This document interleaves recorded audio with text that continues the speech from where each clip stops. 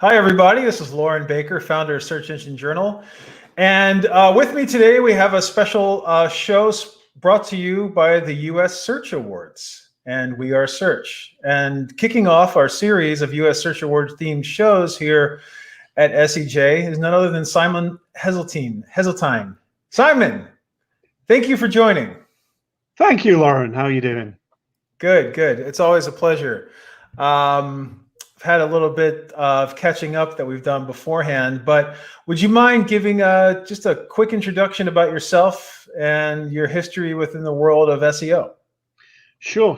So I am the current VP of Consumer Audience Growth Marketing at Trader Interactive down in Norfolk, Virginia. We run RV Trader, Cycle Trader, Snowmobile Trader, ATV Trader, lots of things with Trader on them, but not the one with cars. That's a different company. So before that, I was at For Rent working on apartments, basically same kind of business, marketplace sites, driving leads to dealers. Before that, I was at Hewlett Packard Enterprise, running their global search. And before that, I spent 6.5 years at AOL, running the audience development team there. Before that was some agency and then some other work before that on Yellow Pages, back when we had Yellow Pages. Oh, wow. I didn't realize you were working in the Yellow Pages. Oh, yeah, that's where I got the move into search. Delivering them? No. Initially, I was a developer.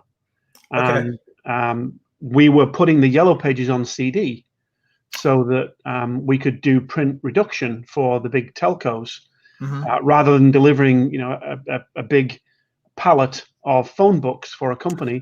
They delivered the one CD, put it on their intranet, everything done.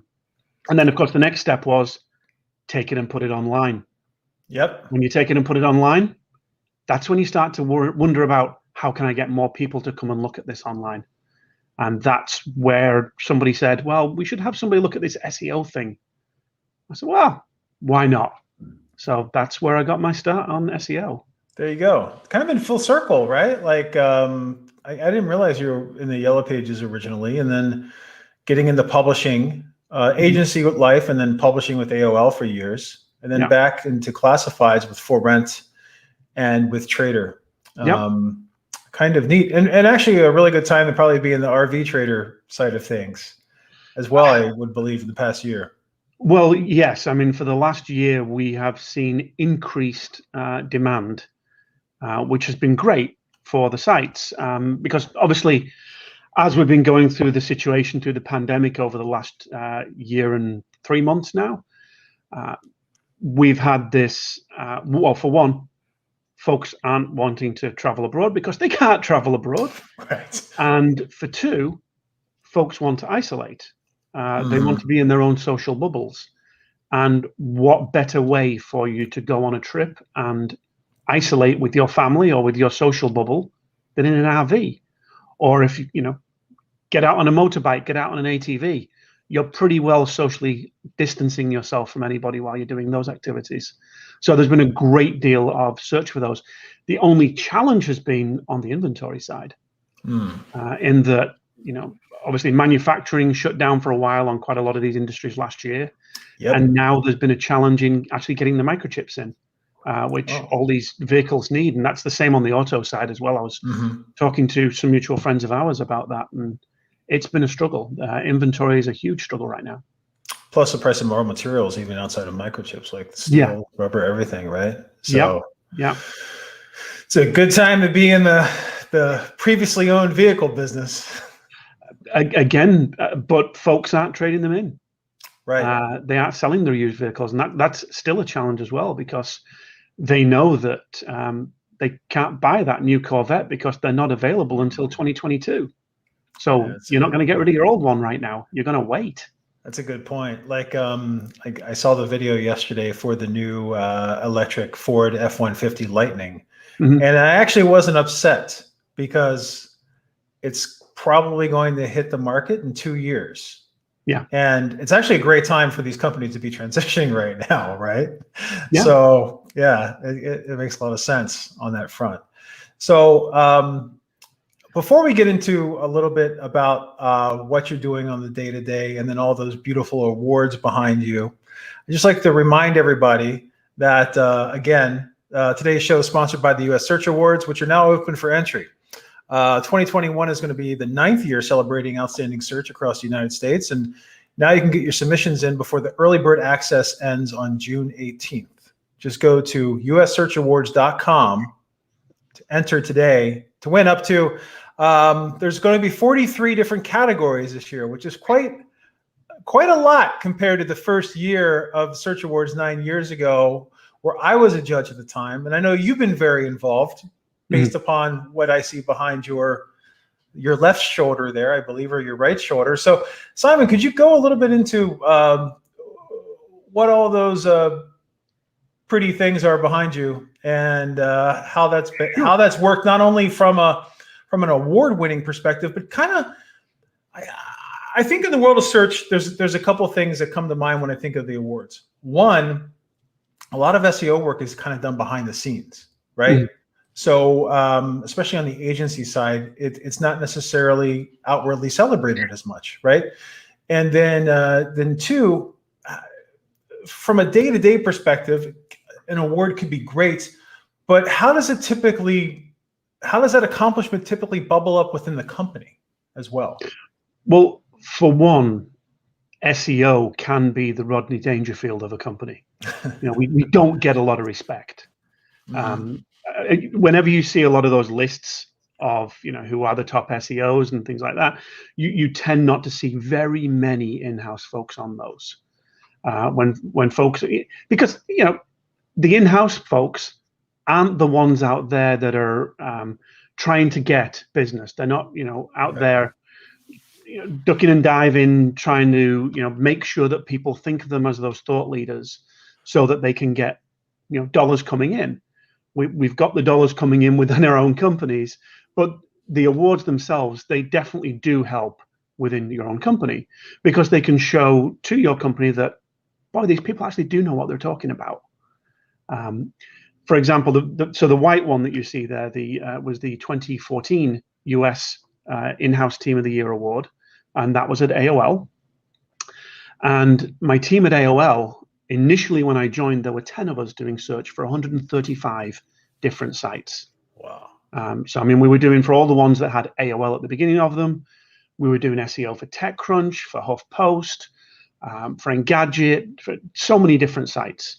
In fact, they didn't know how many sites they had until they brought this one COO in, and he had somebody count them all. So we were 10 people working on 135 sites. We eventually got down to the point, by the time we did this award in 2014, there were 2 of us working on all the sites that we had, and they consolidated them quite a bit by then. But that winning that award and showcasing the results that we had got across the sites there, I mean, that actually got the attention of the CEO of AOL, Tim Armstrong at the time. So we got in to be able to chat with him, and we got some other projects pushed through after that. The blue one is for Rent in 2017, when we won the in-house team of the US In-House Team of the Year award there as well. And again, that kind of helped to showcase what we'd done there. And I'm not going to say that that was part of the reason, but the company was bought out within 4 months of us winning that award. So I mean, it doesn't hurt. No. And then the tan-colored one at the bottom there is the 2020 Global Search Award for In-House Team of the Year, and that is for Trader Interactive, and that's for the work that we did over the course of 2019 into 2020. And as you said, 2020 was a great year for power sports, for RVs, and for a lot of the vehicle types that we had. But we spent a great deal of time in 2019 doing a lot of work on the sites to make sure that they were as effective as possible. We could show the growth in rankings in SEMrush. I'm still not used to calling it SEMrush. Still want to call it SEMrush, but I know they rebranded. So we looked at that, and then when the actual upturn happened, we'd already seen, January, February, we were already up like 10, 15% year over year. And then that Oh, right. continued to grow as the year went on. And obviously we saw those spikes as people realized, hey, COVID, let's go get a motorbike, let's go get an RV. And then the other two there, the pink ones, are from the US Search Awards last year. The best use of data in SEO, and the best use of search in automotive. And the best use of search in automotive, again, is the RVs and the work that we had done there. And we got a dev team to work on, I think it was 118 tickets in Jira over the course of 6 months. Right. It was a great deal of work for them to do. It was a really big project for us to get those things over the line. But by the fact that we were able to get this done, and we were able to get these great results, and then get these awards showcasing the work that we had done, not only did that make my team look good, it made the dev team look good. And one of the things that you have to do when you get these kind of things is we share that. We made sure that everybody knows these are the devs that helped on this. This is the organization that helped. If we didn't have our sales folks going out there and selling to the dealers, I wouldn't have the inventory for us to be able to rank for those terms. So it is an overall company thing, and we make sure to share that across everybody. But it definitely doesn't hurt us. Yeah, I totally see where you're coming from with it just being a little bit more than an accomplishment, and an accomplishment just for the team, right? And something that can be shared internally. And then also, one thing I've definitely noticed a lot more in the past couple of years, working more on the enterprise side, is that sometimes it can be quite difficult to get that win, right? But when you get the win, the ability to communicate it internally can open up a lot of the channels that were typically blocked and or slower to make those changes, especially when the win moves the needle from the positive financial side, the revenue side of the company, whether the win is overall acknowledgement, and whether it's getting the one project in, right, which sets the tone or the template to be able to replicate that in the future with different teams. And I would imagine communicating that the project also got you national and international recognition for the company is quite helpful on that side too. Absolutely. I mean, I'll go back to the AOL side. I mean, as I said, 135 brands. If we couldn't get some of the bigger brands to do something, we'd go to a GM at one of the smaller brands or one of the international brands and say, hey, can we try this? Can we do this? And we get that there, and we get the results. And then we go to the big brands and say, hey, little brand did this. They got a 20% boost. Imagine if you could. How do you feel about that now? Yeah. And suddenly they'd be open to it. It's weird how that happens. It's weird when the little brother, little sister accomplishes something and the older sibling wants to as well. By the way, I totally forgot about Engadget and Weblogs Inc. being part of the AOL family at the time. It's like it's a publishing history lesson, thinking about that as well. So that's really cool. And so you had the synergies between Yellow Pages and launching the CDs, right? At Yellow Pages, and then going to down the line, finding yourself at AOL, which is very famous for its CD distribution as well. Their CD-ROM distribution as well, right? So I will say at the office there, at the AOL offices, they had one table that, in one of the conference rooms that was made out of concrete, that they had taken broken bits of the CDs and put into the concrete. Oh, that's cool. It was an old concrete table with just bits of CDs all over it.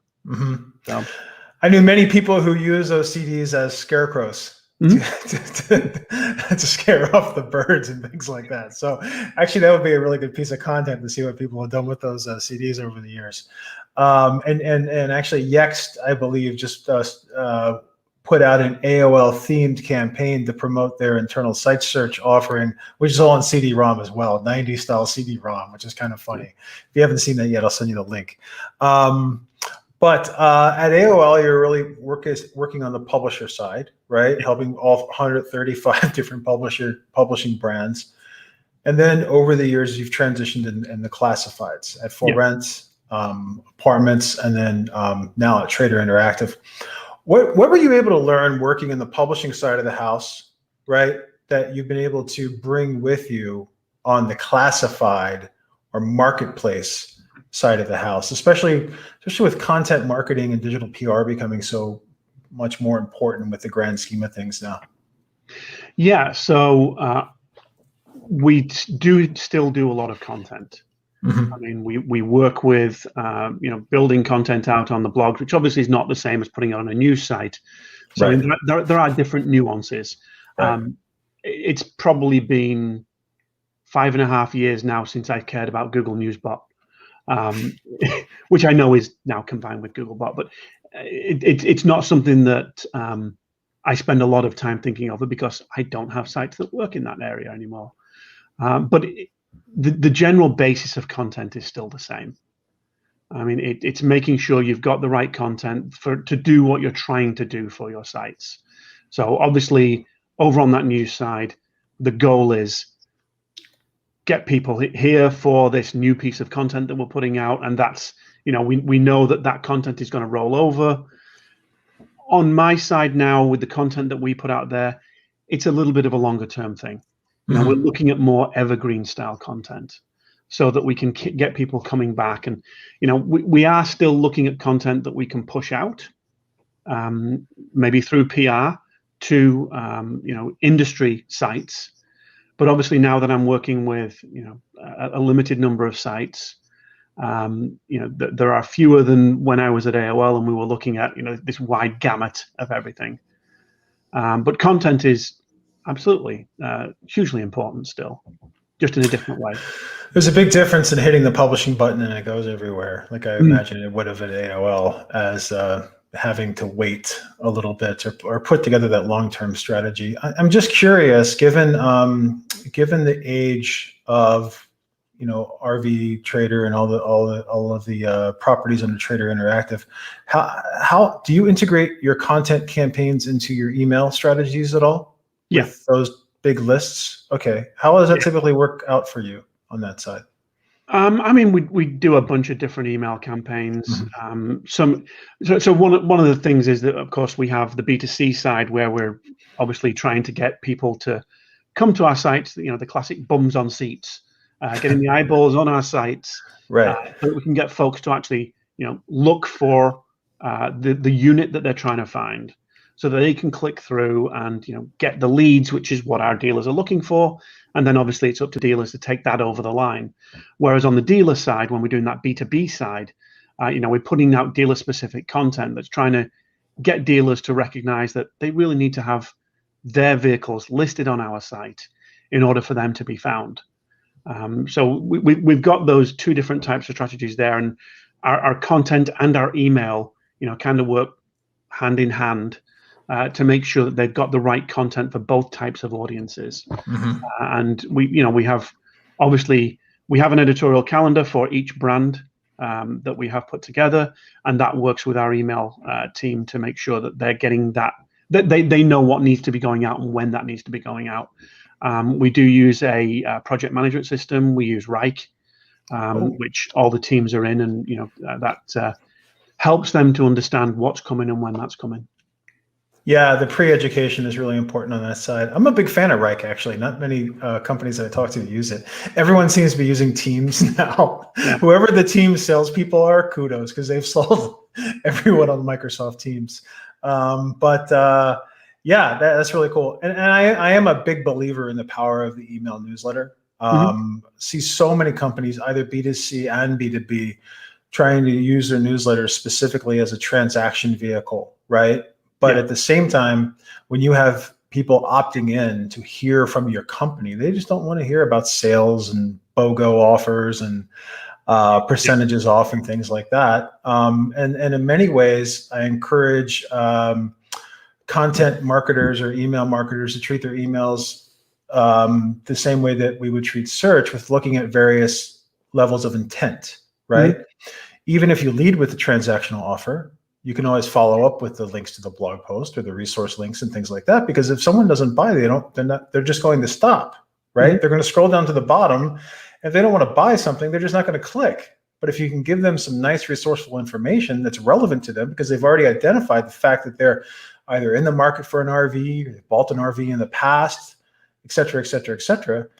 And if you have the 20 ways on how to take your RV off road or something like that, then it's probably going to pique their interest, and maybe that's a sale down the road. Exactly. It's not all about transaction. It's engagement as well. Mm-hmm. You want to keep those folks around. You're going to buy an RV now, but then you're probably not going to buy another one next month or 3 months down the road. Yeah. But in 2 or 3 years' time, if you've been on the email list, we've been providing you with that content that helps you how to winterize your RV, how to maintain it, and all those different types of things. Best places to go, different trips that you can take. We're giving you that information. That keeps us top of mind for when you are ready to trade it in and get another one. Yeah, it's great information that's not only useful from a search perspective, but also helps to really build that long-term trust. Yeah.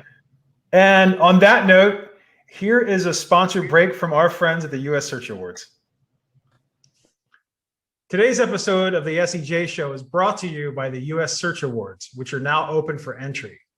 2021 will be their 9th year celebrating outstanding search across the United States. So get your submissions in now, because early bird access ends on June 18th. The awards are judged by a team of international, industry-leading search experts who follow a rigorous, ethical, and transparent two-step judging process.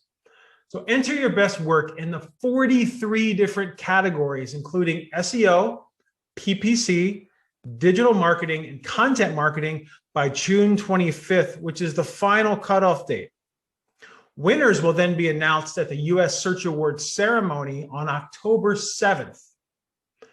The US Search Awards are brought to you by Don't Panic Events and We Are Search, both award experts who deliver search recognition around the globe. Visit ussearchawards.com. Again, that's ussearchawards.com for more information and get your submissions in today. Thank you. The eye contact was pretty good, but the lighting seems a little bit off with that video. I might have to reshoot it. So for all of you that are currently listening, please go to ussearchawards.com to check out all 43 categories this year and become part of the party. Any word from the team whether or not they're going to do it in person? Do you know, Simon? I haven't talked to them about that. I believe the plan is that they are hoping to, but I obviously don't speak for them. At the moment, the US is not on the green list for the UK. Oh, they have a traffic light system for when you can go back to the UK, but they modify that every month. So we shall see how it goes. Gotcha. We'll see. Right, it's a long time until October. It is indeed. So excellent. And it's my understanding that for working on so many sites, you have a fairly small team in the search marketing division. So could you go into that a little bit and how you scale out your team across so many sites, so many different projects? Yeah. So, I mean, that's always seems to be a challenge at a lot of different places. I mean, at AOL, as I said, we got down to 2 folks on the SEO team. We didn't do SEM after a certain point. But here now, I mean, I basically have 1 full-time SEO apart from myself. And we do occasionally get contractors in or consultants in to give us a hand on specific projects. But we basically try and portion our time out to figure out, okay, what's going to need the work? Where are we going to be going? Our 4 core sites, well, our 8 core sites are all on the same CMS now. They're all on the same code base. So for us to make changes to one of those, it makes things very easy for us. We did purchase a bunch of sites last year from a competitor that we're integrating into a different CMS, but we're bringing those all into, again, a common CMS for those sites, which has been fun. And we're getting there with it. But those are some sites that we're spending time on and making sure we get those to where we need them to get to. On the SEM side, I have 2 folks on that team. When I joined the company, it was just the 1. But we are now at 2 because obviously we've expanded out. We as I said, we have these new sites as well. Actually, no, it was 2 when I started. But we're at 2 now. But we have expanded. We brought new sites on board, and that team is doing a great job. making sure that we're getting the best bang for the buck. In fact, last month was our lowest ever CPC. It was our lowest ever CPL across the entire company. Outstanding. For all of our brands. So, I mean, they're doing a great job on that. Yeah. Having one uniform CMS solution across multiple brands is pretty helpful, right? As opposed to undoing the rubber band ball for each individual brand, especially older, aged legacy brands, I would say. I mean, I'll go back to AOL again with this. I mean, I believe at one point we had 7 different CMSs because we were always doing acqui-hires. So we were always, buying these companies and to get the people or to actually get the site themselves. But I mean, when we brought HuffPost in 2011, they were using a Frankenstein version of 2005 movable type that broke about 3 times a week. So that was fun for us to CMS across that, as well as our own in-house CMS, WordPress, just a bunch of others that we're working with there. Here, everything is our in-house solution. So we're working, as I say, with basically 2 different code sets as we get there. But yeah, it's fun. It's a challenge, and everything's going pretty good. Cool. We have a couple minutes left, but I'm really curious. Do you also divide up tasks seasonally? Because I think you said that like snowmobile are part of what you do, right? And ATVs and things like that. So these are completely different seasons as well. Yeah. I mean, obviously there's a different seasonality. I mean, even day of the week we get differences. I mean, the commercial side of the business, we get a lot of our traffic Tuesday, Wednesday. Our recreation business, most of the traffic comes in on a weekend. But when you're looking at the individual sites, I mean, there are interesting seasonalities for some of them. We don't like to see natural disasters in the country at any time. We don't like to see hurricanes or anything like that. Obviously, they have a huge negative impact, but they also have a negative impact on our recreation sites.